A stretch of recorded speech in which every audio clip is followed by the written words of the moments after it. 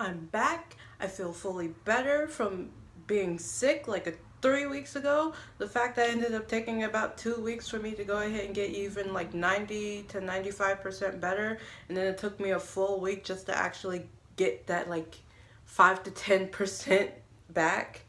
I don't sound nasally anymore. I'm standing up in a video again.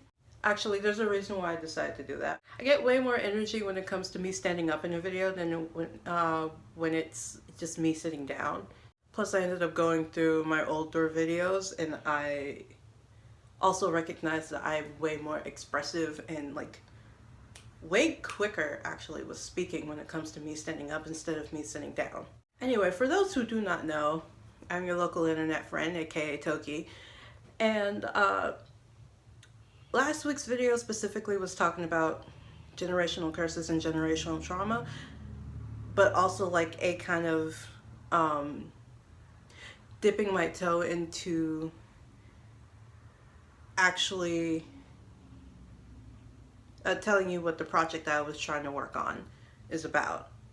This is going to end up being the entire intro for the project itself.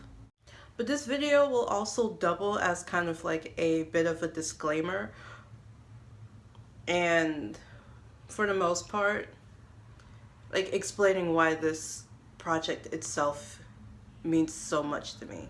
So let's get into that.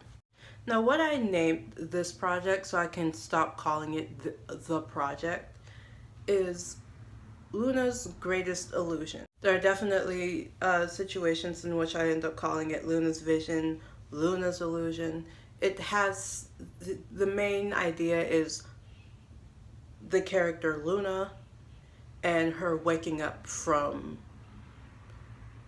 the deception, the illusion, and whatever dreams she was in, she was put in.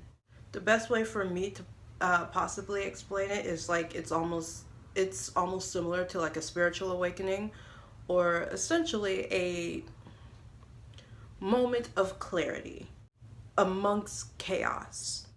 And the reason as to why I decided to go ahead and do this type of project is basically to be a bit more honest and a bit more open about the experiences that I've gone through as a child.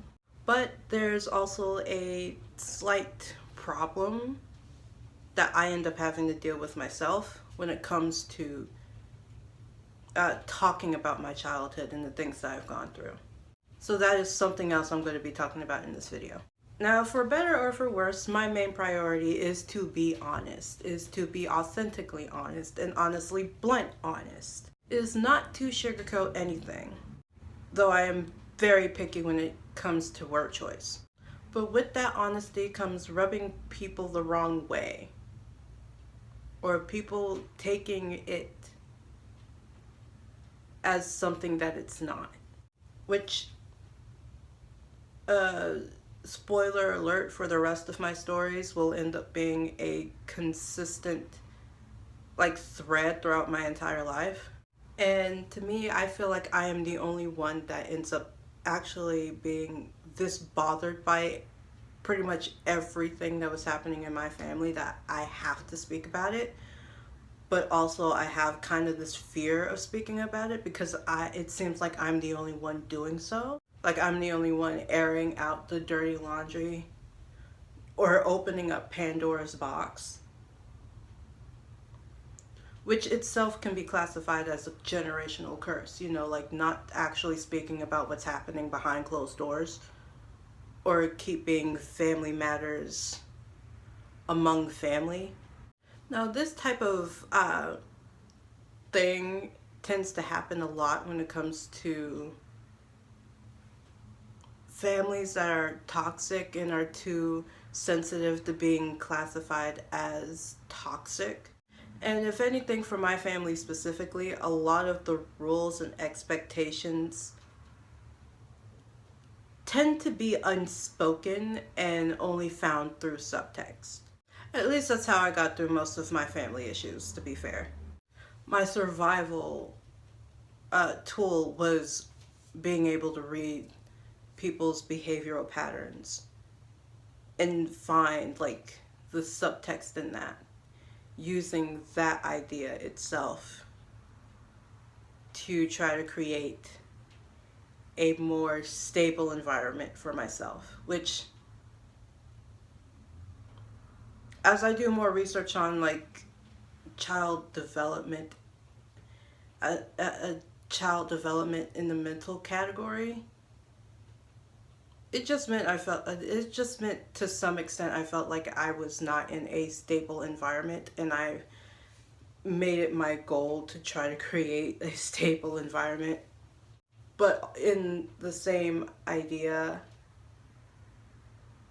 I thought that it was my job to go ahead and try to create a stable environment. So one of the things I ended up having to go ahead and try to organize is me reading into subtext, just me being anxious and using what I would usually do as a way of handling said anxiety, or is it just my intuition speaking to me about the situation?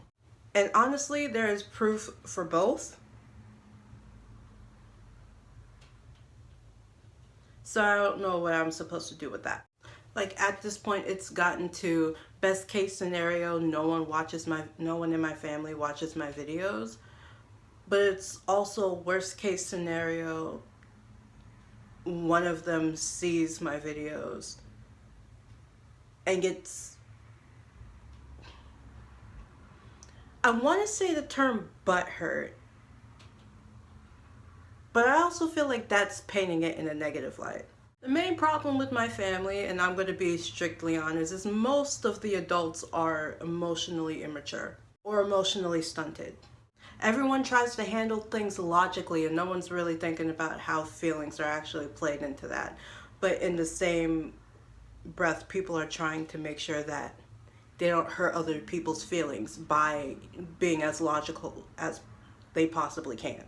So with me having that fear of I can't really talk about my experiences because doing so would end up painting them in a negative light, and I'm not sure how they're going to end up taking that. But at the same time, if I fear how they are going to react to me being honest about my experiences when they were also the ones that wanted me to go ahead and talk more and be open to them more about like what's going on in my life in general, it almost seems as if I am more afraid of the repercussions of speaking out or saying anything than I am about like how everything has affected me and the fact that I need to talk about it. And while this project was originally just going to be me creating a story so I can tell all of these experiences, but under the guise of it's just a character, it's just a story, it's just art. One, that also kind of like does things in an indirect way, and that's not the type of person I am.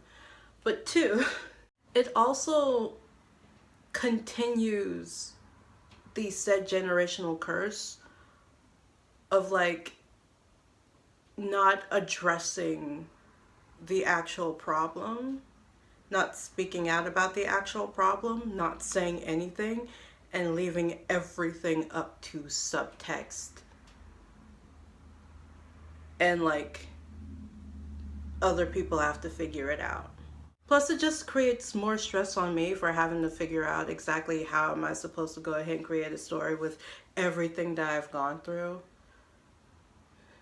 while also being very specific and very in depth with everything that I've gone through, because there's so much context, and all of that does nothing to ease the anxiety of what if they find out, what if they get angry about it, what happens after that. So the third thing I'm going to be doing in this video is talking about my specific motives when it comes to this project. As much as I would want to say I'm not doing any of this to try to paint anyone in a negative light, I can only say I'm speaking as honestly and as fairly as I possibly can, understanding the fact that everyone has their own traumas to be dealing with. But the underlying issue is the fact that you didn't deal with it, and it ended up being someone else's problem because of the way that you acted toward them.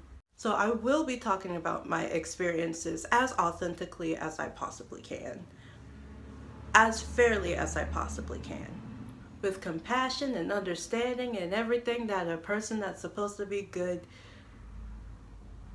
or healed should.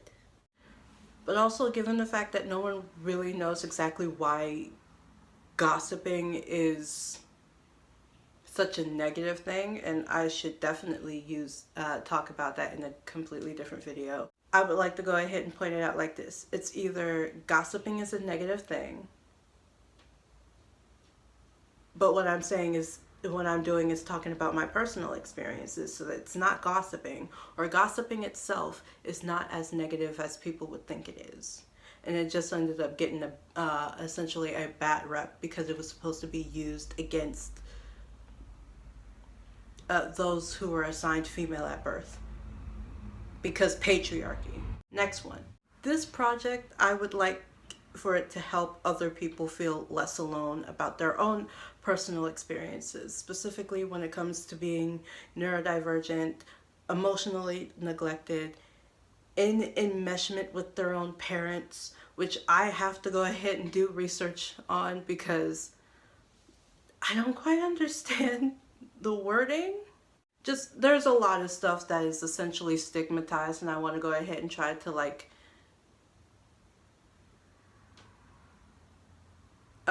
express my thoughts on it, if nothing else. But best case scenario, help other people feel less alone with the way that they're thinking about things. And the last one is to essentially organize the mess that is my childhood trauma and memories. I feel like that itself is I feel like that itself is self-explanatory. I've said the word self so much I don't understand whether it's a word or not. And last but not least, something that has specifically been told to me, yes, through social media, but it also makes sense. On one hand, I am trying my best to be as honest, authentic, and fair as I possibly can. On the other hand, if you do not like me talking about my personal experiences with you, very specifically talking about how the negative ones affected me more than the positives ever would if I can remember them, I feel like you shouldn't have done it in the first place. So that's your fair warning. So basically, will I be talking about very touchy subjects for me personally before the general populace? Yes. Will I also be trying to do my best in explaining it as carefully as I possibly can? Also yes. When it comes to artistic expression specifically, other people's feelings are essentially being pushed to the side. So that should be everything I needed to have said, and everything that is on my list outside the thing that I specifically crossed out, because when I read over it again, I just thought it didn't really fit into this video, and it itself could be its own video. So I will be ending this video off because I have an episode of Sushwita that I have to watch before I end up forgetting to do so. You don't understand how I think that has only happened twice actually. I did not watch the episode the day it came out. I think that has only happened twice. I don't like when it happens. I love being able to go ahead and just digest it as soon as it comes out, because then I don't end up getting hit with anything from social media afterwards, until afterwards. Anyway, now that you know what I'm doing, now that you know when I'm recording this and what I'm about to do after I finish, please don't forget to like, share, subscribe, hit the notification to be notified of whenever I post. Put any type of comments, questions, comments, concerns, or ideas for future videos in the comment section down below. With all that being said, my name is Toki, aka your local internet friend, and this is me signing out.